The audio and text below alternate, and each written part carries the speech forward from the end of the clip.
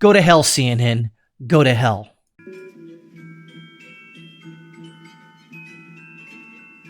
I like to think I'm a good person. At times, I falter here and there.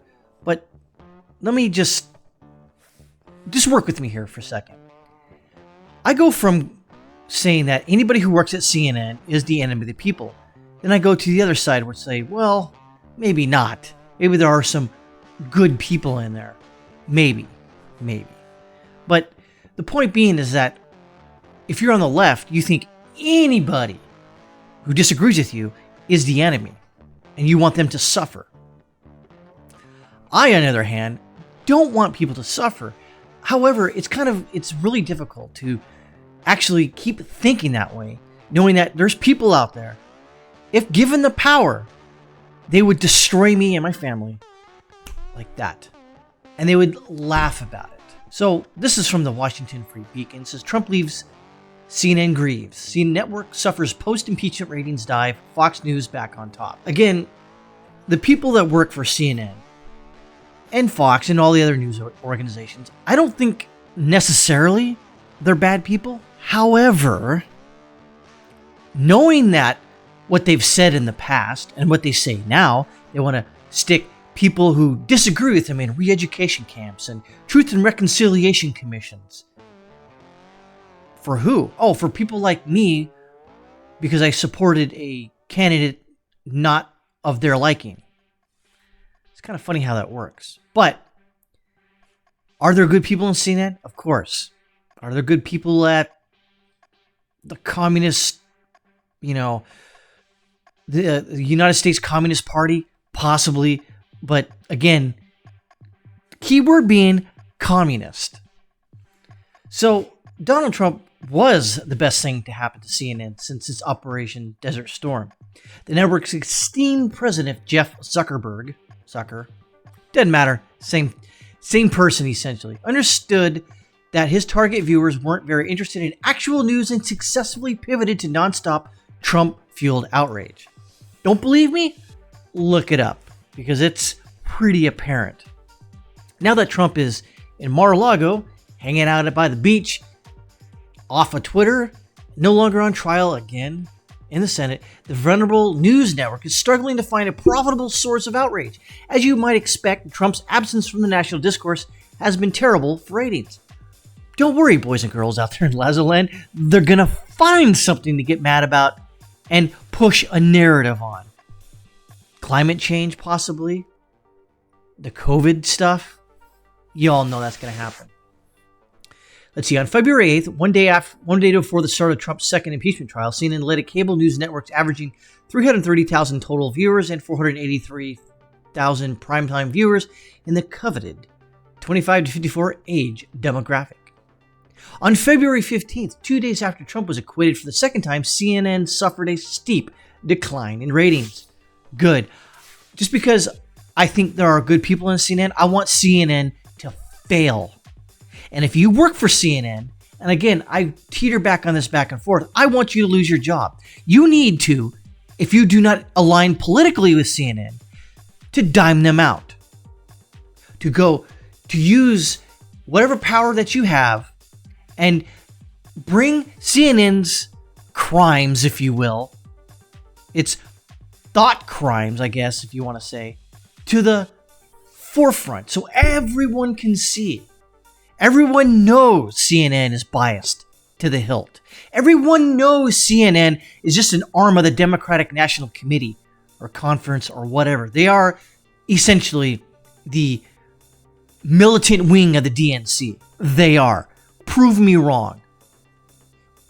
Fox, meanwhile, surged from third to first and was the only cable news network to gain viewers in the target demo during the same period. Additionally, the network's parent company, News Corp, announced a historic agreement with Google this week, under which the media conglomerate will provide trusted journalism in exchange for significant payments from Google.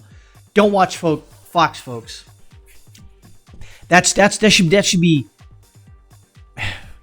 that right there should make you not want to watch Fox News. They got with Google,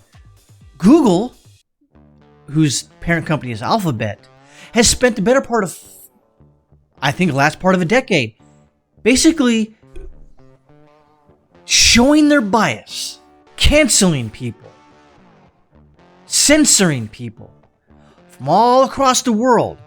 And Fox News wants to get in bed with it. Do you know why, though, there, folks? Money. And it says it right there. Significant payments from Google. And there you go. CNN, by comparison, is scrambling to adapt to the post-Trump media landscape. The network finally granted Jim Acosta's lifelong wish of hosting his own show on weekends during the early evening hours when barely anyone is watching. Maybe that will help. Imagine that. You spent the better part of 4 years, Jim Acosta, you piece of human trash, trying to bag on the president every chance you got. And what is your reward? A show that no one's going to watch at a time slot that basically grants you no viewership, essentially. I don't know anybody out there in Lazoland and the world that's clamoring for a show hosted by Jim frickin' Acosta.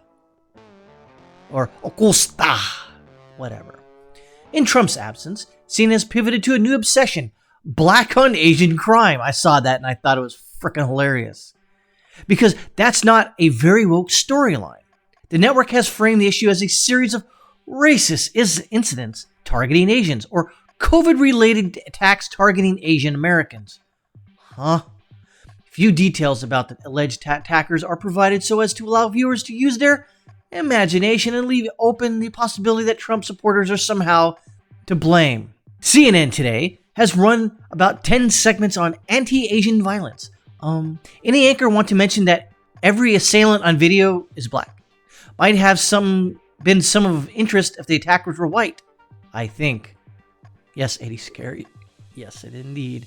CNN is hardly the only mainstream media outlet that became addicted to anti-Trump outrage over the past 4 years and is now experiencing symptoms of acute withdrawal. There you have it, folks.